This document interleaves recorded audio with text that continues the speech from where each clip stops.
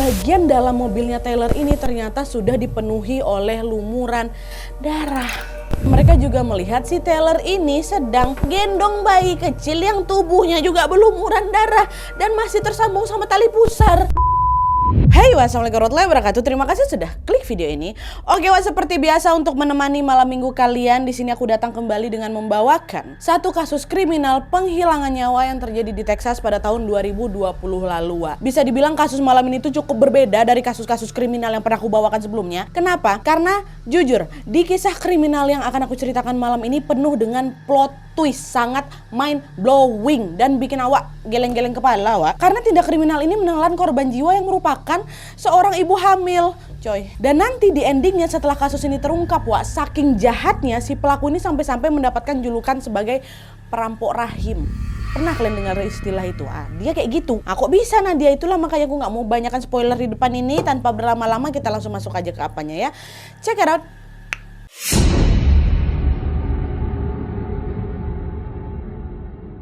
Oke, jadi kasus yang akan aku ceritakan malam ini melibatkan seorang perempuan cantik bernama Taylor Rene Parker. Atau di berbagai sumber juga ada yang menyebut namanya ini sebagai Taylor Morton Parker. Ya, tidak banyak informasi detail yang bisa aku dapatkan tentang latar belakangnya si Taylor ini, Wak. Tapi yang jelas dia ini adalah seorang perempuan asal Texas, Amerika Serikat, yang ketika kasus ini mencuat pada saat itu dia berusia 27 tahun. Nah, di usianya yang memang mau memasuki kepala 3 ini, Wak, Taylor tercatat pernah menikah sebanyak 2 kali. Hanya saja pernikahan itu tidak bertahan lama dan kedua-dua pernikahan ini pun sama-sama berujung sama perceraian. Dan 2 kali dia nikah gitu loh. Nah, pengalaman pahitnya yang harus mengalami perceraian sebanyak 2 kali ini ternyata bikin Taylor ini trauma, Wak. Dalam banyak hal Taylor ini sering sekali merasa takut ditinggal gitu loh. Jadi macam takut sendirian gitulah dia anaknya. Tapi meskipun 2 perceraiannya ini menyisakan luka bagi Taylor, Wak, hal itu ternyata tidak membuat Taylor ini kapok untuk menjalin hubungan romantis dengan laki-laki baru. Nah, sebuah sumber menyebutkan bahwa pada bulan Juli tahun 2019, Taylor ini akhirnya bertemulah dengan seorang laki-laki bernama Wade Griffin. Ya, sejak pertemuan pertama mereka itu, mereka pun seringlah ini meluangkan waktu untuk makan malam bersama, hangout, dan juga menjalin komunikasi yang sangat intens melalui sosial media. Singkat cerita, keduanya pun akhirnya saling jatuh cinta nih, dan mereka pun mulai berpacaran. Awalnya memang, Wak, hubungan Taylor sama Wade ini berjalan baik-baik saja. Sampai akhirnya pada awal-awal tahun 2020, entah karena masalah apa nih, tiba-tiba cowoknya si Wade ini bilang sama Taylor, "Aku mau putus sama kau," kata dia. Nah, permintaan putus dari Wade ini pun membangkitkan kembali perasaan traumanya si Taylor yang dulu tuh, yang tadi aku bilang soal dia merasa takut sendirian, takut ditinggalkan tuh loh. Itu bangkit lagi perasaan itu. Akhirnya karena dia ini nggak mau sendirian lagi, Taylor pun terus lah kan bujuk si Wade, "Aku nggak mau putus sama kau, janganlah selesaikan hubungan ini sayang, aku nggak mau hubungan kita kandas." Tapi semua upaya yang dilakukan sama Taylor tampaknya sia-sia nih, karena si Wade nggak peduli, dia tetap mantap mau putus dari si Taylor. Nah, pas hubungan mereka ini udah di ujung tanduk, Wak, tiba-tiba adalah ini satu berita besar yang bikin si Wade ini akhirnya mau membatalkan keputusannya tadi. Dia jadi nggak mau putus gitu. Kenapa? Karena secara mengejutkan di hadapannya Wade, Taylor bilang, "Sayang, tolonglah jangan putusin aku. Aku baru aja periksa nih, yang dan aku dinyatakan positif hamil. Ini anak kamu," kata dia. Nah, mengetahui kalau pacarnya ini hamil, Taylor sama Wade ini pun akhirnya sepakat pula, Wak, untuk melanjutkan hubungan mereka. Nggak jadi Wade ini mau putusin siapa, Taylor. Dia lagi ngandung anak aku, nggak tega pula lah aku putuskan dia. Ya udahlah saya, nggak jadilah kita putus, kata si Wade. Bahkan memang pada saat itu diketahui Wade ini pun sangat excited, Wak, karena dia akan segera punya anak nih untuk yang pertama kalinya dengan kekasihnya ini gitu. Walaupun belum menikah, yang penting aku punya anak. Nah, sesaat setelah hubungan mereka membaik lagi nih, Wak, balikan nggak jadi putus ini kan, Taylor pun langsung dengan senang hati mengabarkan berita kehamilannya itu di halaman Facebooknya. Update status lah dia teruskan. Dan sejak saat itu bisa dibilang akun Facebooknya Taylor ini menjadi semacam diary dari perjalanan kehamilannya diri dia nih, Wak, kehamilan Taylor. Di akun Facebooknya itu Taylor sering sekali menulis status dan juga mengupload foto-foto apapun yang memang berkaitan sama kehamilannya. Ya wajar lah kan, happy dia baru punya anak kayak gitu. Mulai dari janji temu dengan dokter kandungan, acara gender reveal, foto USG, foto maternity, sampai tanggal perkiraan lahir juga semua diceritain lah gitu sama Taylor di halaman Facebooknya. Dan selain itu melalui Facebook ini juga lah Taylor mulai nih bergabung-gabung dengan komunitas-komunitas yang berisi perempuan-perempuan hamil. Jadi macam komunitas Facebook untuk saling sharing gitu lah sesama ibu hamil. Dan dari grup ini juga lah Taylor pun akhirnya berkenalan nih dengan seorang teman perempuan online-nya bernama Regine Michelle Simon. Ya. Kala itu Taylor sama Regine ini terpaut usia 6 tahun dimana pada saat itu Regine ini lebih muda dibanding dia, 21 tahun umurnya baru. Si Taylor kan 27 tahun kan. Tapi meskipun usia mereka ini cukup berbeda keduanya bisa langsung akrab gitu karena mereka memang banyak sekali sharing dan juga ngobrol-ngobrol tentang cerita kehamilan masing-masing. Yang namanya juga lagi hamil kan hamilnya di waktu yang bersamaan pula, pasti kan akan ada banyak sekali kejadian yang relate nih di antara mereka gitu kan. Itulah kenapa Taylor sama Regine ini bisa dengan cepat menjadi bestie. Ya, nah salah satu topik obrolan yang sangat sering dibahas sama Taylor dan Regine adalah tentang proses melahirkan. Kebetulan usia kehamilan mereka ini memang hampir sama jadi memang besar kemungkinan mereka akan melahirkan bayi di waktu yang juga berdekatan. Lalu dengan perasaan berbunga-bunga lah Taylor ini pun berkata lah sama Regine, Dek Regine, nanti aku mau melahirkan sesar nih di rumah sakit, doain ya katanya. Regine jawab, oh iya kak, tanggal berapa Mbak Taylor katanya. Rencananya tanggal 9 Oktober 2020 besok. Dan sebenarnya juga deh ya, sebelum melahirkan aku pengen kali lah bisa ketemu sama kamu. Kan selama ini kita cuma berkomunikasi online aja nih, sesekali lah kita ketemuan yuk, kata si Taylor. Ih mau kali lah aku, kata si Regine kan. Ayolah yuk ke rumah aku, ketemuan di rumahku aja ya katanya. Boleh ya udah see you ya Regine, kirimlah alamat kau di mana katanya. Oke mbak, aku tunggu ya di rumah, kata si Regine. Dikirimlah alamatnya Regine ke si Taylor. Dah, singkat cerita pada tanggal 9 Oktober 2020 itu Taylor pun betulan datanglah dia berkunjung ke rumahnya si Regine. Harusnya kan dia melahirkan kan, tapi entah kenapa belum lah ini dia melahirkan ceritanya. Datang dia ke rumah si Regine yang waktu itu berada di New Boston, Texas. Nah kunjungan tersebut disambut hangat sama Regine. Mbak Taylor akhirnya kita ketemu. Ya gimana enggak teman online yang selama ini hanya kontakan lewat Facebook aja, mereka sharing banyak-banyak lewat online aja, akhirnya bisa ketemuan langsung di real life. Pasti excited kali lah si Regine ini kan. Dan betul di pertemuan itu lagi-lagi mereka asyik nih mengobrol tentang kehamilan. Tapi meskipun obrolan mereka ini terasa sangat menyenangkan, pada saat itu ternyata Taylor ini nggak bisa lama-lama di sana karena dia mau siap-siap menuju ke rumah sakit. Dia kan mau sesar kan, mau melahirkan kan. Hari itu adalah hari yang dijadwalkan untuk Taylor melahirkan. Tapi belum sempat si Taylor nih sampai ke rumah sakit sebuah peristiwa tidak terduga tiba-tiba terjadi. Peristiwa apa? Masuk.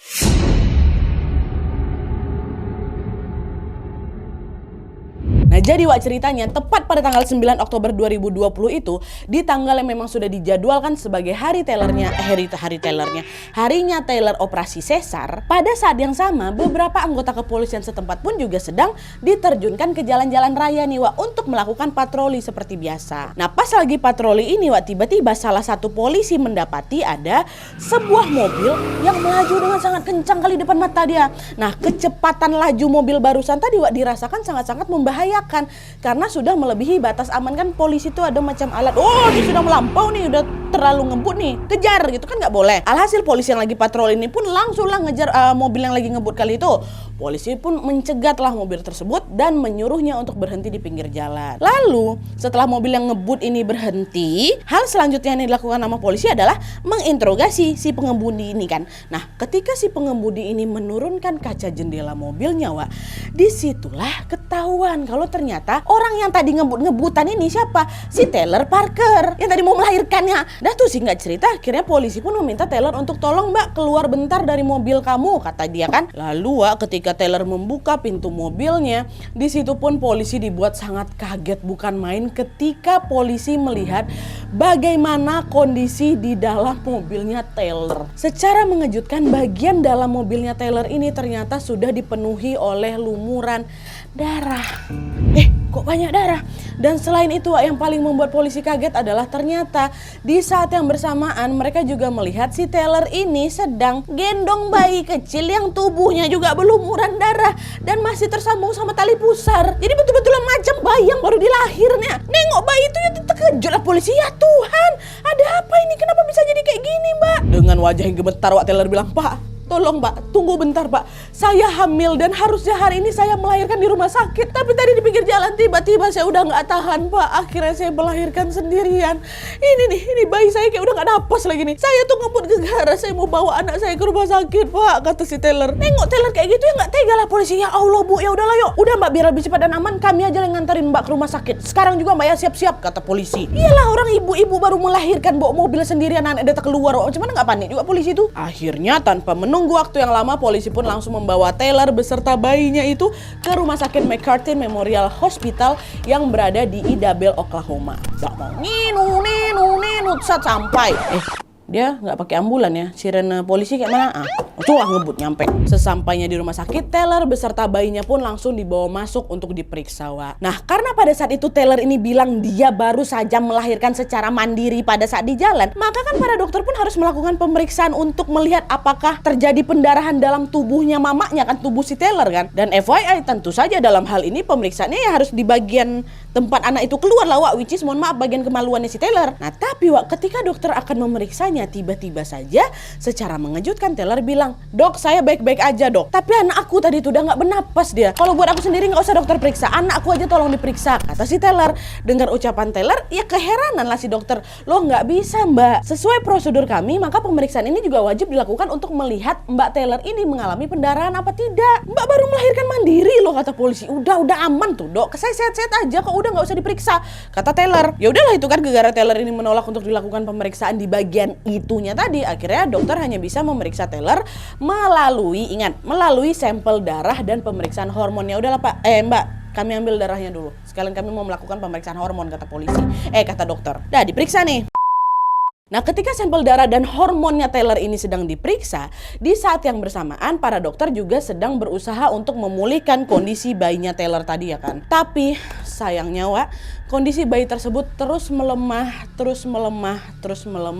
hingga akhirnya bayi ini pun dinyatakan meninggal dunia. Dan tidak lama setelah bayi ini dinyatakan meninggal dunia, hasil sampel darah sama pemeriksaan hormonnya si Taylor pun keluar nih Wak. Kan tadi diperiksakan, dicek juga kan, gara-gara dia nggak mau dicek itunya kan. Dan ketika dokter melihat hasil pemeriksaan tersebut, di momen itulah Wak, mereka semua yang ada di rumah sakit tercengang.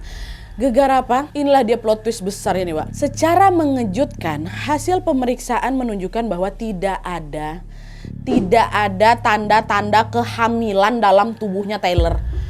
Kondisinya si Taylor ini macam orang lagi nggak hamil. Dan ciri fisiknya juga menunjukkan kalau ya memang tidak ada tanda-tanda bekas melahirkan. Halo, lah katanya hamil lah dia.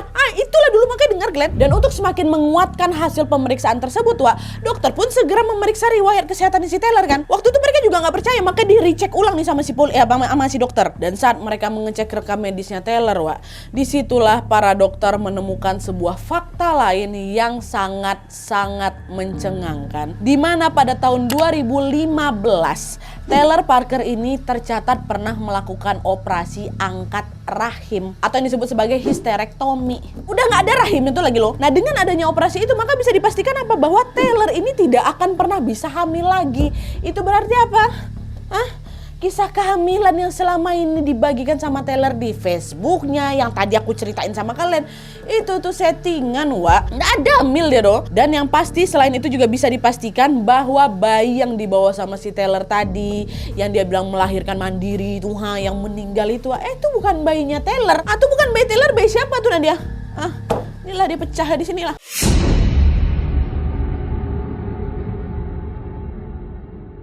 Ini kita kesampingkan dulu soal si Taylor tadi nih Wak ya. Di hari yang sama ketika dokter di rumah sakit itu dibuat geger dengan kehamilan palsunya si Taylor tadi, di sisi lain di hari yang sama petugas keamanan ada lagi nih Wak di sebuah titik lagi dibuat heboh juga dengan panggilan telepon 911 yang sangat mengejutkan mereka. Dimana pada saat itu ada nih seorang perempuan bernama Jessica Brooks nelpon 911. Dengan panik si Mbak Jessica nih bilang, tolong Mbak, tolong anak aku tergeletak di lantai. Dia nggak ngerespon apa-apa Pak waktu aku panggil ada darah di mana-mana nih Pak, tolonglah anak saya. Petugas bilang, Bu, tenang dulu Bu, tenang. Gimana kondisi anak Ibu gimana? Kata gitu.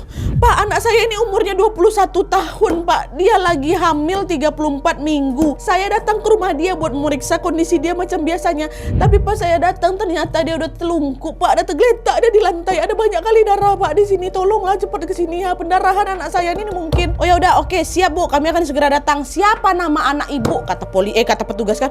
Nama anak saya Regen Michelle Simon. Regen kawan online si Taylor tadi tuh. Udahlah tuh, setelah panggilan telepon 911 itu ditutup, polisi dan tim medis pun langsunglah bergerak cepat menuju ke alamat rumahnya si Regen ini kan Wak. Nah sesampainya mereka di sana, sesuai dengan apa yang disampaikan sama mamanya Regen tadi Wak, di saat itulah polisi juga melihat tubuh Regen sudah dalam kondisi tertelungkup, betulan memang bersimbah darah. Petugas pun langsung memeriksa kondisi Regen, kan telungkup nih kan Wak, telungkup ya dia. Telungkup. Dan setelah diperiksa, dibalikkan badannya dengan berat hati, mereka harus menyampaikan bahwa di momen itu Regen Michelle Simon nih Wak, kawannya si Taylor nih, kehilangan nyawanya, mati dia. Tapi di situ meskipun nyawa Regen ini sudah tidak tertolong, para petugas yang ada di sana ingat kalau ada satu nyawa lagi nih yang harus mereka selamatkan. Siapa? Bayi dalam rahimnya si Regen lah. Mama bilang dia lagi hamil kan, 34 minggu pula. Akhirnya dengan cepat petugas pun langsung membalikkan tubuhnya Regen yang semula tertelungkup tadi Wak, digantilah telentang. Tadi belum ditelentangkan ya, maaf, masih dalam keadaan telungkup, diperiksa, dia meninggal. Waktu ditelentangkan, disitulah para petugas kembali dibuat kaget sekaget-kagetnya setelah mereka melihat bahwa perutnya Regen sudah dalam kondisi koyak, sobek, terbuka lebar, dan bayi dalam rahimnya Regen udah nggak ada Wak. Udah nggak ada, hilang. Bayi dalam perutnya Regen sudah hilang Wak. Astagfirullahaladzim. Nah nengok itu polisi langsung duga lah bahwa kematian Regen ini pasti adalah kasus penghilangan nyawa. Nggak mungkin lah hilang diambil kuyang kan. Kuyang kan, astagfirullahaladzim. Dan selain itu hilangnya bayi dalam kandungan Regen ini juga bisa menjadi indikasi adanya tindak kriminal penculikan. Bukan cuma pembunuhan aja, penculikan juga. Tapi pertanyaan yang berkecamuk di pikiran para petugas-petugas yang ada di rumahnya Regen sekarang tuh apa ini? Rumah Regen ya, dia bilang apa?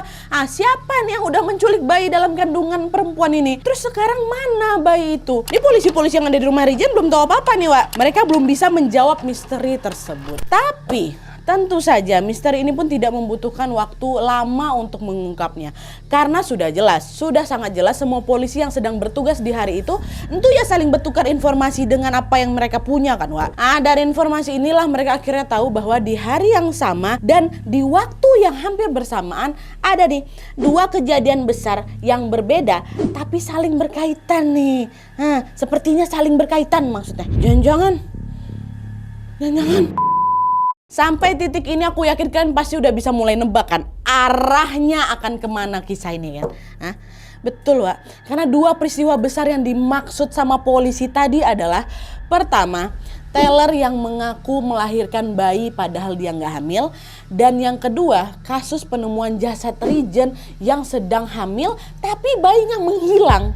Kan? Dua peristiwa janggal inilah yang seketika langsung membuat polisi pun menduga, jangan-jangan bayi yang baru lahir yang dibawa sama si Taylor ke rumah sakitnya ini adalah bayinya si Regen nih. Dan untuk menjawab pertanyaan tersebut, Wak, polisi yang tadi ngantarin si Taylor ke rumah sakit ini akhirnya kembalilah menemui si Taylor lagi untuk diinterogasi. Pada saat itu, Wak, tanpa banyak basa-basi polisi langsung nanya, Mbak Taylor, kami tahu kok kalau kau nggak melahirkan pagi ini, dan kami juga tahu kalau kau pernah melakukan operasi angkat rahim yang membuat kamu tuh tidak akan pernah bisa hamil lagi, ya kan? Dah, diam dulu.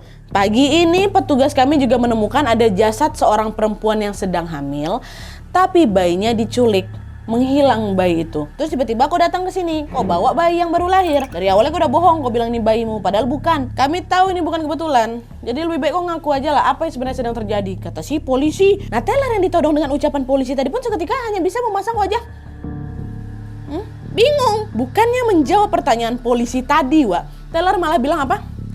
Saya tidak menyakiti siapa-siapa, Pak, kata si Taylor. Polisi bilang lagi, kami kan nggak bilang kau lagi nyakitin siapa-siapa. Kami hanya cerita kalau pagi ini ada jasad perempuan hamil yang bayinya ngilang. Kami nggak bilang loh kau yang buat kayak gitu. Kami hanya ingin tahu siapa bayi yang kau bawa tadi, kan itu pertanyaannya. Ada jelas adek nih, nggak nyambung kamu nih. Sadar bahwa dia keceplosan, Wak. Pada saat itu Taylor pun akhirnya memilih bungkam. Alah, keceplosan aku nih. Dan aksi bungkamnya inilah yang seolah menjadi jawaban bahwa bayi yang dibawa oleh Taylor tadi tidak lain tidak bukan adalah bayinya Regent yang menghilang, Wak. Bayi dari kawannya sendiri. Dia yang jadi kuyang itu.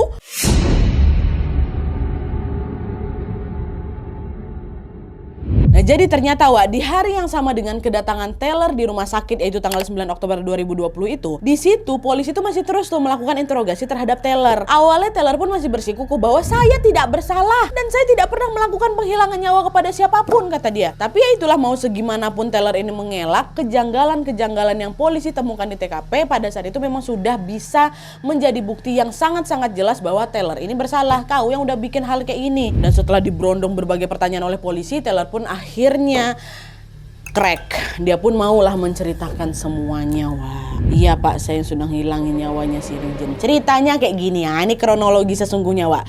Jadi selama ini Taylor ini ternyata memang sengaja memalsukan kehamilannya, Wak. Kenapa? Alasannya adalah karena dia ini nggak mau putus dari pacarnya si Wet tadi tuh. Wet ini kan sempat memutusin dia kan, ingat Glenn kan? Nah, pada saat itu satu-satunya cara menurutnya si Taylor agar si Wade ini mau membatalkan keputusannya itu adalah dengan Taylor mengaku hamil. Karena dia tahu Wade ini juga pengen punya anak kayak gitu. Dan ternyata apa yang dilakukan Taylor pun berhasil ya kan. Wade betul-betul percaya kalau si Taylor ini hamil dan dia bahkan sangat menantikan momen di mana anak mereka ini akan lahir.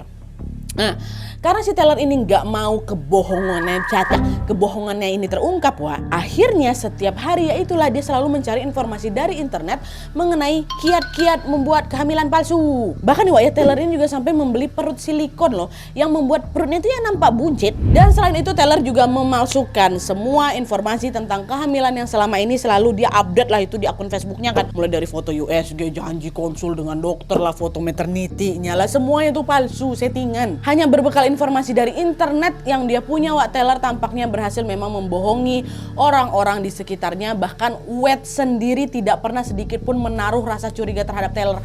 Pacarnya loh, mereka tinggal bareng loh padahal. Nah, tapi itulah namanya orang hamil pasti nggak akan selamanya hamil kan, Wak. Setelah lewat 9 bulan pasti akan tiba masanya nanti di mana dia harus melahirkan. Nah, disinilah Taylor mulai panik. Dia mulailah mutar otak lagi untuk mencari cara supaya dia juga bisa memalsukan proses kelahirannya. Lalu setelah dia menyusun berbagai skenario, akhirnya Taylor pun sadar bahwa dia butuh sosok bayi yang sangat asli. Bukan yang sangat asli, sosok bayi asli yang nantinya akan dia klaim sebagai anaknya sendiri. Aku harus dapat bayi nih, gitu kan. Nah, terus ketika si Taylor ini sedang bingung mencari di mana dia bisa mendapatkan bayi ini, Wak, disitulah Taylor akhirnya berkenalan sama Mbak Regent tadi tuh. Tanpa pikir panjang, Taylor pun langsung menjadikan Regent beserta bayinya atau bayi dalam kandungan Regent ini sebagai sasarannya dia, Wak. Dia sengaja menunggu sampai kandungannya Regent besar nih, sekitar 34-35 minggu lah gitu kan. Dan selama proses menunggu tersebut, Taylor pun mengisi waktunya dengan lagi-lagi mencari informasi di internet tentang bagaimana cara melakukan pembedahan pada ibu hamil. Belajar sendiri deh. Ya Allah, ngilu aku, astagfirullahaladzim. Taylor. Dan memang, Wak, di momen itu secara otodidak Taylor ini belajar mengenai cara menggunakan pisau bedah. Sampai akhirnya ketika kehamilannya Regent itu dianggap sudah cukup, disitulah Taylor pun bersiap untuk mempraktekkan ilmu barunya tuh. Masih ingat kalian tadi aku cerita apa? Kalau sebelum melahirkan Taylor ini kan sempat tuh kan datang berkunjung ke rumahnya si Regent kan. Sebenarnya kunjungan itu memang diniatkan Taylor sebagai hari eksekusi, Wak. Ya Allah, astagfirullahaladzim. Dan lah tuh singkat cerita, Taylor pun akhirnya betulan datanglah dia ke rumahnya si Regent ini. Awalnya memang betul, Wak, disambut baik, terus mereka asik ngobrol lalilu gitu ya kan. Tapi ketika Taylor melihat bahwa Regent ini lagi lengah dikit, nah disitulah, Wak, Taylor langsung melancarkan aksi jahatnya. Seolah-olah nggak punya hati, Wak, Taylor ini berkali-kali langsung menghantamkan kepala Regent pakai palu. Dan waktu Regent udah mulai terkapar, disitulah Taylor kembali menyerang Regent dengan menggunakan tadi pisau bedah tadi itu. Dan FYI, Wak, berdasarkan laporan tim medis ada lebih dari 100 luka bekas pisau di tubuhnya Regent. Kebayang nggak kalian sebrutal apa aksi yang dilakukan sama si Taylor tuh? Astagfirullahaladzim. Di momen itu, Wak, dengan sisa-sisa kesadaran yang masih ada, Rijen pun sebenarnya mencoba untuk melawan, Wak. Hal itu memang tampak dari banyaknya luka bekas perlawanan dari dalam jasadnya si Rijen.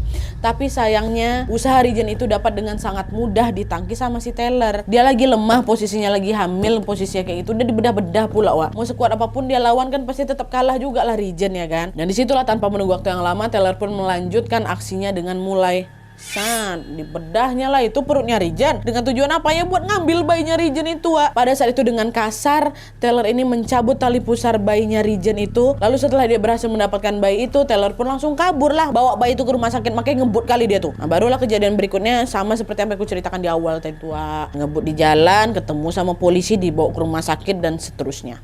Ya, dah itu kronologi sesungguhnya. Dan setelah Taylor mengakui perbuatannya di hari itu juga, tanggal 9 Oktober 2020 ini, polisi pun langsung melakukan penangkapan terhadap Taylor. Dan setelah melalui berbagai proses hukum yang lumayan rumit, 2 tahun kemudian pada tahun 2022 kasus ini pun akhirnya sampai juga lah di pengadilan. Di pengadilan tersebut Taylor terbukti bersalah atas tindakan penculikan bayi, penghilangan nyawa terhadap Rijen, dan juga penghilangan nyawa terhadap bayinya Rijen tentunya. Dan sebagai balasan dari tindakan kejahatannya itu, para hakim pun sepakat untuk menjatuhkan hukuman mati sama Taylor Parker. Mampus loh. Dan selain itu, kejahatan ini juga membuat nama Taylor Parker ini pun lekatlah dengan julukan yang tadi ku bilang, perampok rahim, yaitu orang yang sudah dengan tega merampok bayi dari temannya sendiri.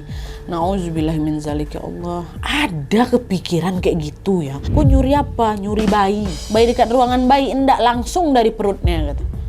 Ada kayak gitu kejahatan sekarang ya, astagfirullahaladzim. Ya Allah. Udah lah, Wak, pokoknya itu tadi kasus penghilangan nyawa yang dilakukan sama si Taylor Parker ini terhadap temannya Rijen dan juga bayinya Rijen. Tidak henti-hentinya aku istighfar waktu bahas kasus ini kan, Wak. Kok bisa kepikir kayak gitu kok Taylor? Kok bisa sejahat itu kau? Sampai hati kau bedah kawan kau nih, kau ambil bayinya pakai tangan kau sendiri. Ya Allah, kejam kali kau. Bener, Wak, ini nih bener-bener kasus mutlak yang bisa menjadi pelajaran untuk kita supaya jangan gampang percaya apalagi sama orang yang baru, Wak, ya. Memang betul yang paling tahu isi hati manusia itu cuma Allah, Wak. Kita nggak tahu sama sekali. Seperti halnya dalam kasus ini, aku yakin kali di hari ketika nyawa Rijen ini dihabisi, aku yakin kali pasti pada saat itu nggak ada sama sekali terbersit di hatinya si Rijen, di pikiran si Rijen bahwa si Taylor bakal setega itu punya niat jahat kayak gitu, ya kan. Tapi tanpa diduga-duga orang yang dianggap temannya ternyata singa berbulu domba. Aku macam nggak mau juga nyamain dia sama binatang. Kurasa binatang lebih punya hati lagi dibanding kau. Mau singa, mau domba tuh masih punya hati dibanding kau, Taylor. Kok bisa kau kepikiran kayak itu? Jadi kuyang kau nih. Cepatlah tobat, Taylor. Astagfirullahaladzim. Oke, Wah. Astagfirullah. Mohon maaf ya kalau misalnya aku ngamuk-ngamuk di sini. Nggak bisa aku tahan. Bisa kalian tahan? Mana aku lagi hamil pula, ya kan? Astagfirullahaladzim. Ya udah, Wah. Jadi apa? Tutup kita lagi. Oh ya. Oke, Wak, jadi sekian dulu videonya. Terima kasih banyak yang sudah menonton. Kalau kalian suka video ini, klik like-nya. Jangan lupa komen di bawah untuk dan saran-saran untuk selanjutnya. Jangan lupa nyalain notifikasinya supaya kalian tahu kalau upload video baru. Dan jangan lupa klik subscribe supaya kalian sama-sama menarik dan menegangkan dari channel aku. See you next video, Wak. Bye.